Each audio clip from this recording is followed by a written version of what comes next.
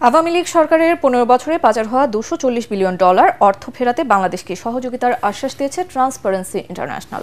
রাজধানীতে সংবাদ সম্মেলনে ঢাকা সফররত সংস্থাটির প্রধান ফ্রাসোয়া ভ্যালেরিয়া বলেছেন, অর্থ ফেরত আনতে যে দেশগুলোতে অর্থ পাচার হয়েছে তাদের উপর বাংলাদেশকেও চাপ অব্যাহত রাখতে হবে। মব ভায়োলেন্সের বিষয়ে উদ্বেগ জানিয়ে আইনের শাসন প্রতিষ্ঠায় সংস্কার বেগবান করতে সরকারকে তাগিদ দিয়েছেন ফ্রাসোয়া। ইমদাদুল্লাহ বাবুর রিপোর্ট। 3 দিনের সফরে ঢাকায় আসেন ট্রান্সপারেন্সি ইন্টারন্যাশনাল টিআই প্রধান ফ্রাসোয়া ভ্যালেরিয়ঁ।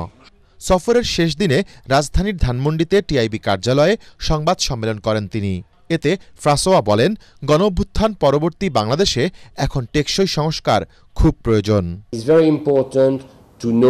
পাচার হওয়া অর্থ ও সম্পদ কোথায় রয়েছে তা নির্ধারণ করা খুব গুরুত্বপূর্ণ।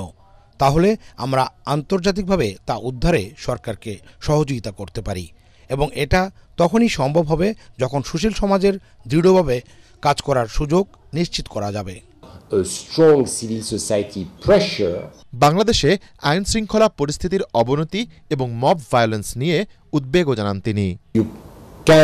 সহিংস পরিবেশ নিয়ে আমরা উদ্বিগ্ন। এমনটি অব্যাহত থাকলে আবারও ক্ষমতার অপব্যবহারের সুযোগ তৈরি হবে। গণতন্ত্র পুনর্গঠন ছাড়া একটি সততা নির্ভর রাষ্ট্র গঠন সম্ভব নয়। সেদিকে সবাইকে নজর রাখতে হবে।